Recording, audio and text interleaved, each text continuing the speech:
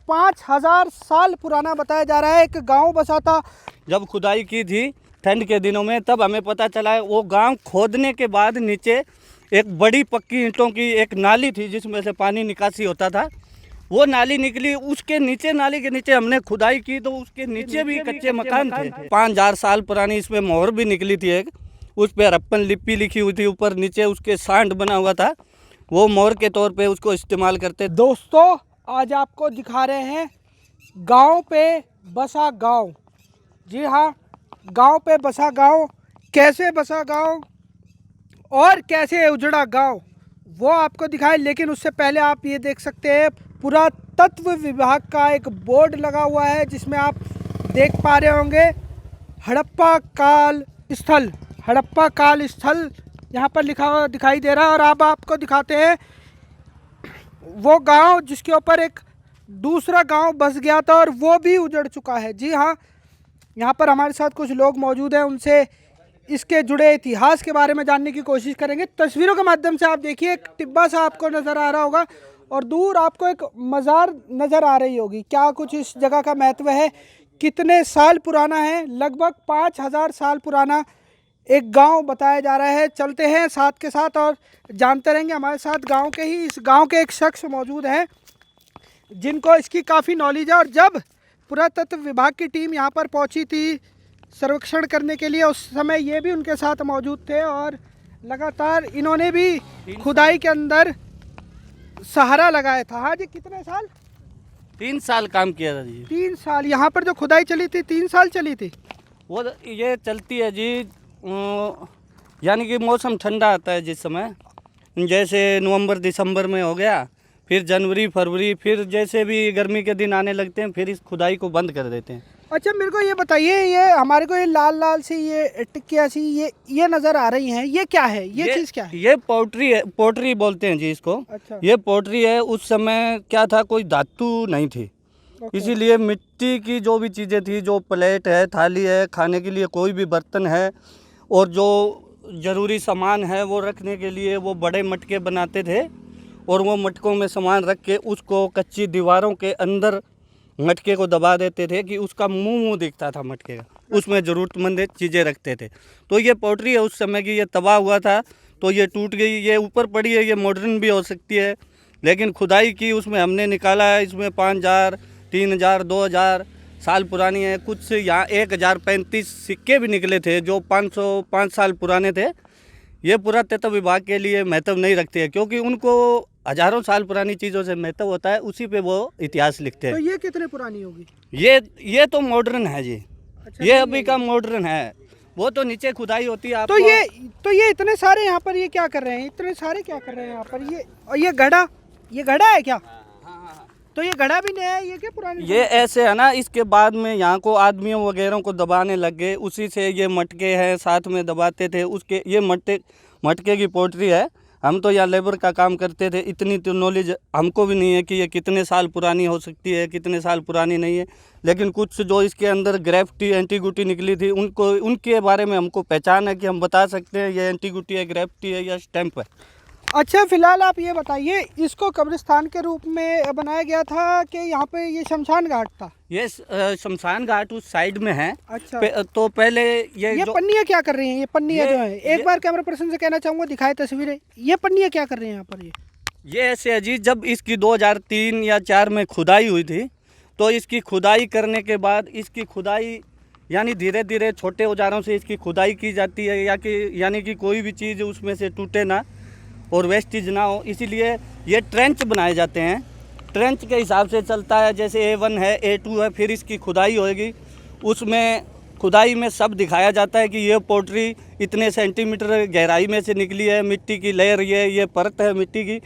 जिस तरह से इसकी खुदाई होती रहेगी उसी तरह से वो पोट्री का लेवल बनाकर और ये पोट्री यार्ड में जाती है और उसमें बताया जाता है कि ये पोट्री कितनी मिट्टी सेंटीमीटर गहरी निकली। आप मुझे एक बात और बताइए, ये फिलहाल आपने हमें इससे पहले बताया कि ये सब कुछ धरती में समा चुका था और इस गांव पे एक और गांव बसाया गया था और वो भी कहीं ना कहीं नष्ट हो गया। तो इस कहानी के बारे में थोड़ा सा बता दीजिए। वो दूसरे गांव के बारे में हमें ऐसे पता चला कि हमने शुरू में 2003 और 4 में, 2003 के अंत में और स्टार्टिंग में 2004 में जब खुदाई की थी, तो हमने जब ऊपर की खुदाई की थी, फिर उससे आगे दोबारा दूसरे साल हमने खुदाई की ठंड के दिनों में, तब हमें पता चला वो गांव खोदने के बाद नीचे एक बड़ी पक्की ईंटों की एक नाली थी जिसमें से पानी निकासी होता था।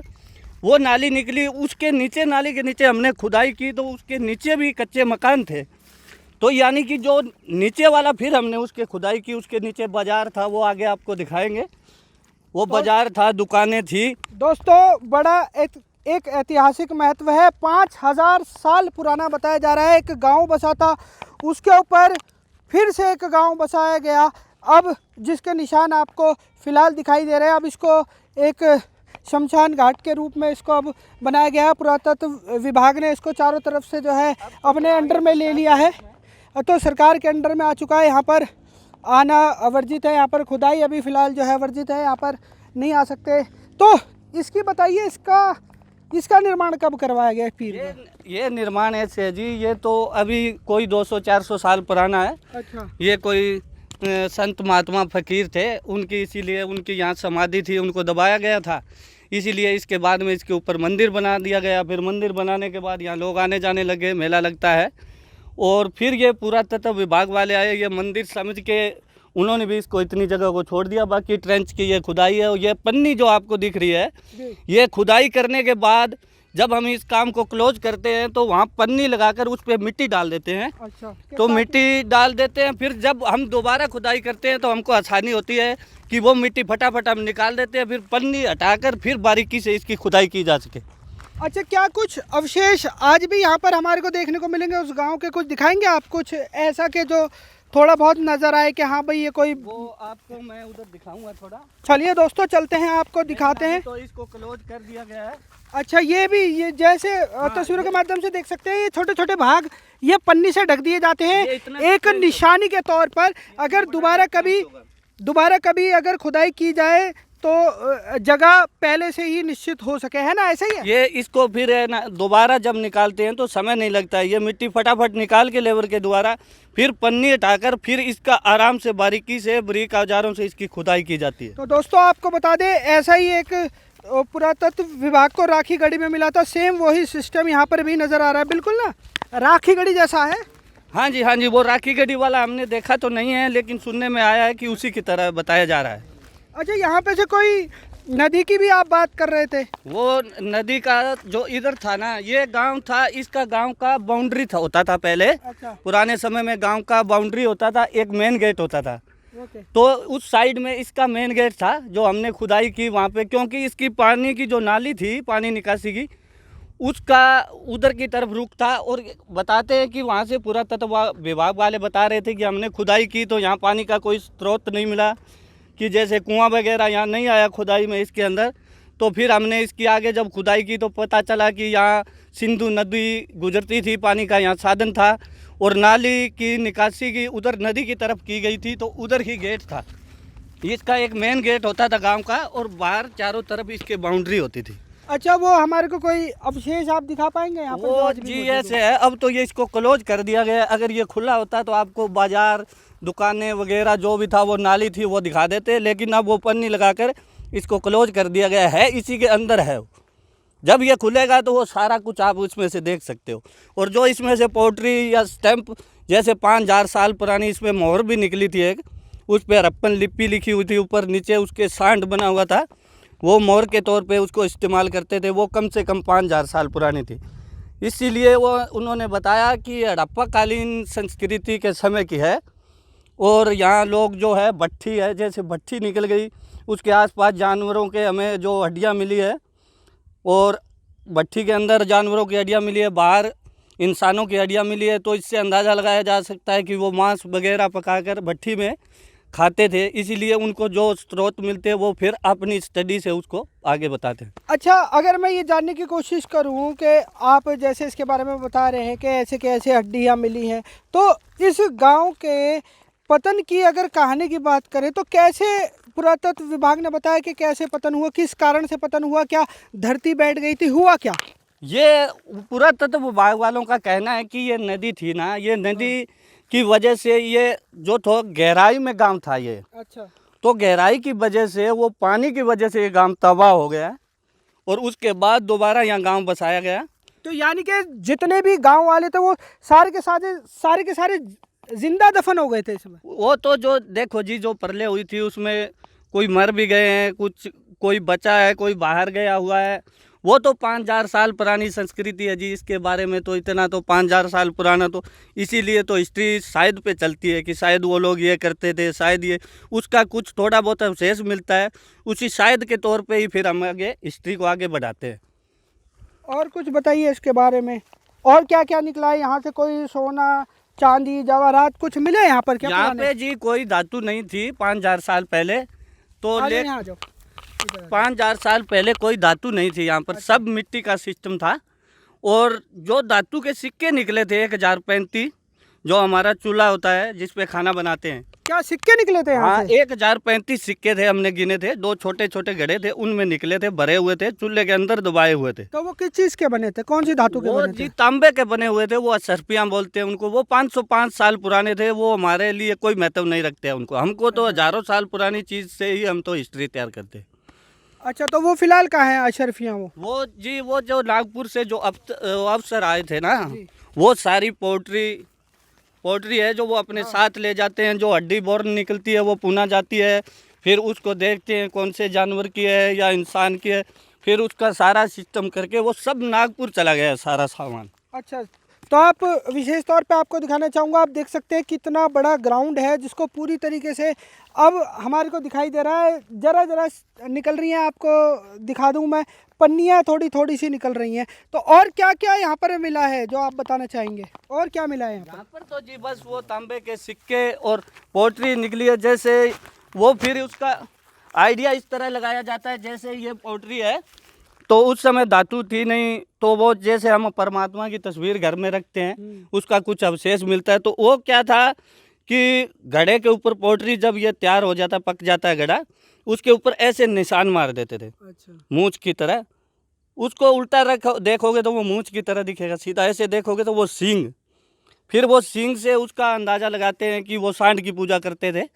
लेकिन उसके बाद दूसरे साल हमने खुदाई की तो यहीं पे ही एक स्टैंप निकली थी, मोहर थी इतनी छोटी सी, यहाँ इन्हीं ट्रेंचों में निकली थी। अब मेरे को याद नहीं है उस समय, तो वो उसके ऊपर लिखा हुआ था। अच्छा, 2003 की बात है वो? 2003 और 4 में हुई थी, फिर ये होती है 5-6 में।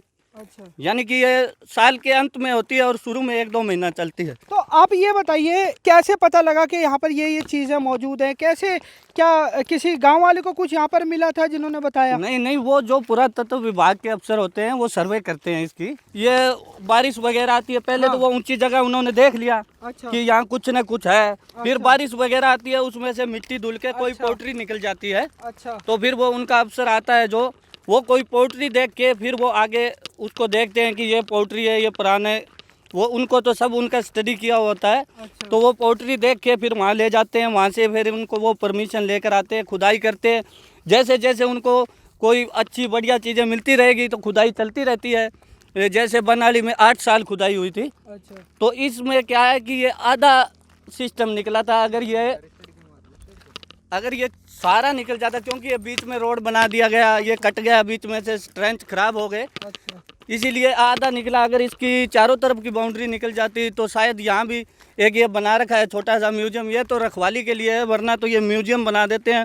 जो भी कुछ निकलता है वो सारा वहाँ म्यूजियम में रख देते हैं, वहाँ से बाहर से देखने के लिए आते हैं, उनको जानकारी देते हैं, वो इससे निकला हुआ सामान यहीं रखते हैं। तो म्यूजियम में अभी कुछ ऐसा पड़ा है जो आप हमें दिखाना चाहेंगे? नहीं, अभी वो कुछ नहीं, वो सब नागपुर ले गए हैं अपने साथ जो पोट्री है। अच्छा, रिसर्च चल रही है उस पर? हाँ जी, उस पर रिसर्च चल रही है। ये खुदाई कभी भी दोबारा भी हो सकती है, इसीलिए तो ये पन्नी लगा कर इसको ढक दिया गया है, यानी कि दोबारा खुदाई की जा सके। तो ये फतेहाबाद में ही आता है ये? हाँ जी, ये फतेहाबाद तो में दोस्तों इस समय आपको बता दें, फतेहाबाद में हम मौजूद हैं, हरियाणा के फतेहाबाद गांव में मौजूद है, जहां पर हड़प्पा काल की संस्कृति के अवशेष यहां पर मिले थे। विशेष तौर पर यहां पर पुरातत्व विभाग की टीम यहां पर पहुंची थी और चारों तरफ खुदाई की गई।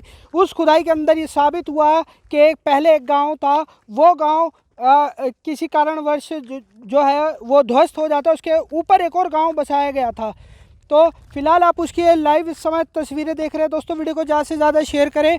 हड़प्पा काल की संस्कृति फतेहाबाद में मिली है। कौन सा गांव है जी? गांव बिडाना है जी। गांव बिडाना, जी हाँ, गांव बिडाना, फतेहाबाद के गांव बिडाना में हम मौजूद है, जहां पर हड़प्पा काल की संस्कृति के अवशेष आज भी यहां पर मौजूद है। वीडियो को ज़्यादा से ज़्यादा शेयर करें। हड़प्पा काल की ये संस्कृति सबसे पुरानी संस्कृतियों में से एक मानी जाती है। दोस्तों वीडियो के बारे में आपका क्या कहना है, और विशेष तौर पर गाँव पे जो गाँव बसाया गया था उसको लेकर आपका क्या मानना है, हमारे को एक बार कमेंट सेक्शन में ज़रूर बताइएगा। और एक गाँव कैसे ध्वस्त हुआ उसकी भी हमारे को आप बताइए कि आखिर ऐसा कैसे हो सकता है कि गांव एकदम से ध्वस्त हो जाए।